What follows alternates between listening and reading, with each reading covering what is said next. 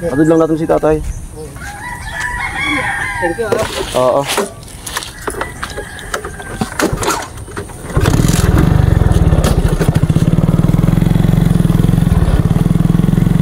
Sige.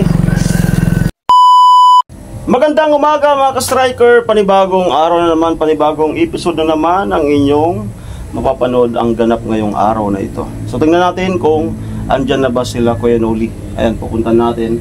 At si Nini nagpe-prepare pa lang naman. At mag-almusal. Good morning. Ayan. Ihatid ko sa munisipyo. At ang ating aso na si Kyuso. Hello na, Kyuso, hello. Hello. Ay, nagsilo pa.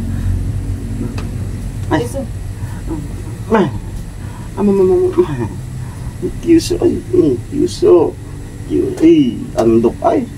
Andok ay, andok. Ang bigat nito 3 kilo. Shoutout nga pala kay Kuya James Q, kay Ate Evan, Kuya Ronnie, kay Ate Lod and Kuya Ed, kay Dongski TV channel, yan, kay Dentec, yan. At sa lahat ng sponsors and viewers, organic supporters ng Team Pahuay. Okay. So, gumanda na po yung panahon. Gumanda na. At sana magtuloy-tuloy na muna kasi nakakasawa na yung ulan. Putikan na sa aming daan. Yan. Napakaputikan na po. At sumikat na si Haring Araw. Yan. Pasupport nga po pala sa channel ni Dentec, no? Mayroon din po siyang channel, Dentec, and then si Dongski TV channel. Ayan. Na nakabase dyan sa London. Tara, tingnan natin kung andyan na ba sila Kuya Noli at tatay. Ako lang pala. Susi.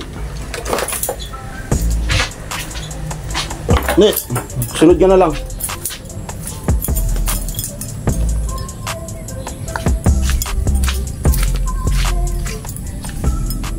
Putikan.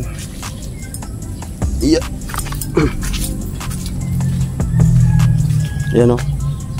May tubig na yung palay. Yan po.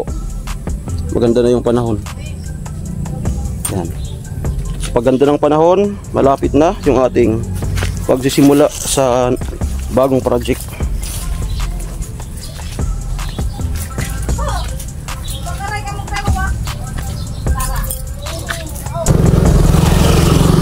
Okay, wala pa po.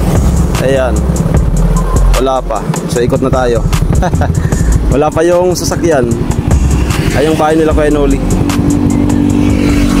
Okay, balik. Balik.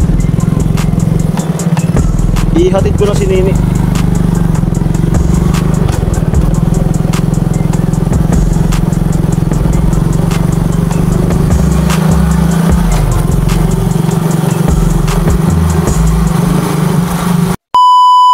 Ayun mga striker, nahatid ko na si Nini.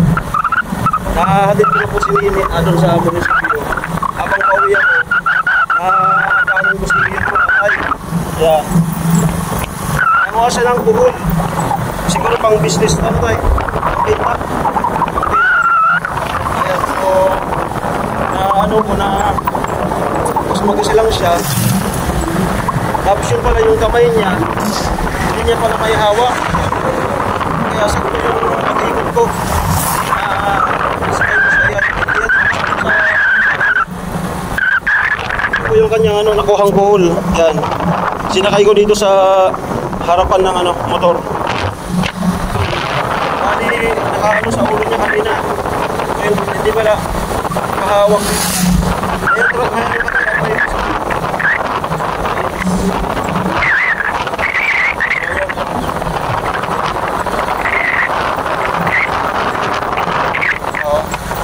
ay baka tulong ko lang tayo sa ayos. Marami kayong kalakaran.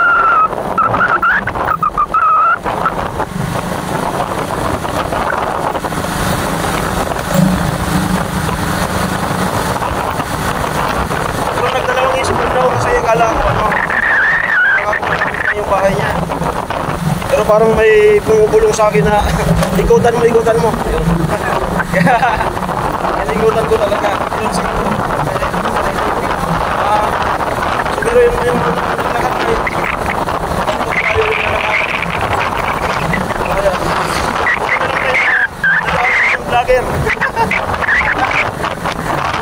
Yung hindi vlogger, hindi vlog. Hindi lang ka. So, pinapaslay na. Pero yung, ano, hindi ka yung pinabalikan.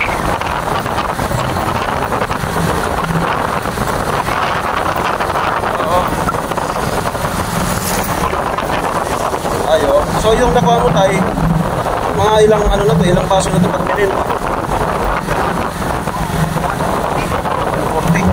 Sino muna tayo yung may tutulong ko sa iyo tayo. Ihatid lang kita, ano?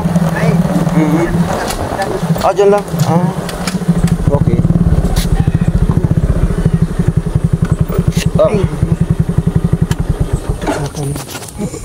Okay. Magkano po buhay ng ano? Magkano po yung ano na to? Diyan ka dadaan. Ayun po, so uwi na po ako. Atid lang natin si tatay. Thank you. Oo.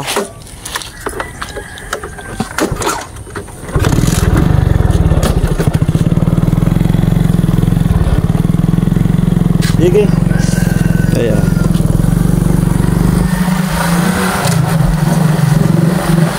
So ayun nga po. Paglingon ko, dito din lagi sa dinadaanan namin sa patrol. Paglingon ko, sabi ko, nakapatong yung pinanguhan niyang buhol sa ulo niya. Tapos mag-isa lang. Parang may guilt sa puso ko. At parang may bumulong na alamit, balikan mo, umigot ka. Pero lumagpas ko na pa ako.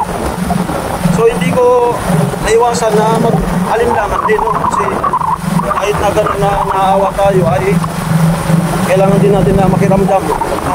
Kasi malay mo baka malapit lang naman yung bahay, pero may bubulong ulit sa akin na alamid, parang gano'n na lapitan. Sabi ko, tay, pwede pa sakay ka na kako, ihatid kita. At yun na, hindi niya may ano yung pasan-pasan niya na alcohol. Kasi yung kamay niya daw hindi makahawak kasi ano. So ako pa yung nakalis dun sa ulo niya. Ikaw sakay ka na. Okay lang ako sa ulo, sakaling sa likod. Okay lang ako sa ako kasi pauwi naman na ako. Nakakagula pa naman tayo ng mga damit ko. So ang ginawa ko dito sa unahan, yan. Sir, thanks God at simpleng ganun, nakatipid siya ng layo ng lalakarin sana. So maraming salamat, Alan, Lord, no? Dahil ginamit na naman tayo sana yung lalakad ng mga kapalayo na. Ayan, hanggang dito lang po itong vlog na ito. Maraming salamat, ingat po kayo. God bless po. Bye-bye.